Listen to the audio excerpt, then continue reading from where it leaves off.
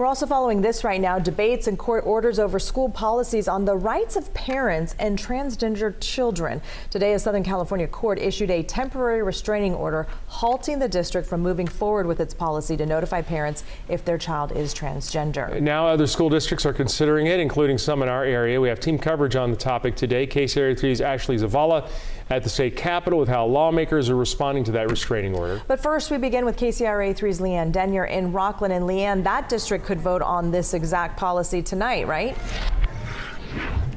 Yeah, that's exactly right. And we're about 90 minutes out from the start of this school board meeting, but you can see there are people already gathered outside of the Rockland Unified School District meeting who are getting ready to go inside. I talked to a couple of people who are waiting in line. They said they just wanted to be sure that they would have a seat that they could get in. Quick count showed there's about 100 people out here already. And again, that meeting doesn't even start until 6:30. So tonight, the Rockland Unified School District School Board is set to vote on this policy that would require parents to be notified if their child wants to identify as transgender or gender nonconforming. That vote is scheduled to happen tonight. But out here, parents that we spoke to told us that they had some concerns about that, and they said that they wanted to be here to be sure that they could share their concerns.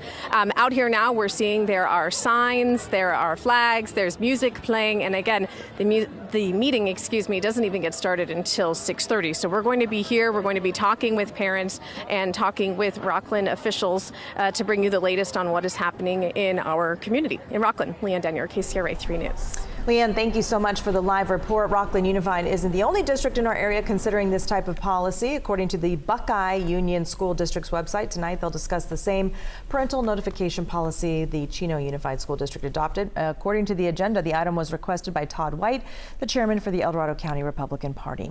And Chino Valley Unified School District passed that similar policy. The California Attorney General's office sued the district, and a judge put a pause on that rule today, a temporary restraining order. Yeah, TRO. KCRA 3's Capitol correspondent Ashley Zavala continues our team coverage right now. So Ashley, let's get into what lawmakers are having to say today.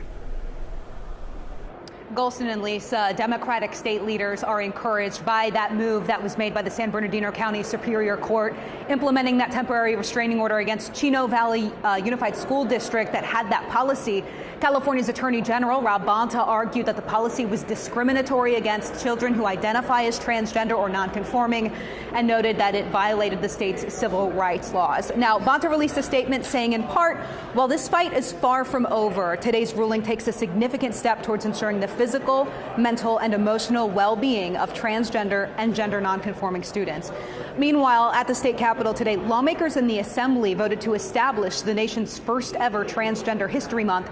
Now, every August moving forward, that will be the month in California. The Democrat behind the effort is Assemblyman Matt Haney from San Francisco. He says this is to raise awareness that transgender people have existed throughout history, and it's not a new concept. He said the conservative school board policies are strategic, but meanwhile, Republicans say parent involvement is important. One of the reasons why what we're doing today is so important is because we are seeing such an increase in these attacks on transgender people, and in particular on transgender children.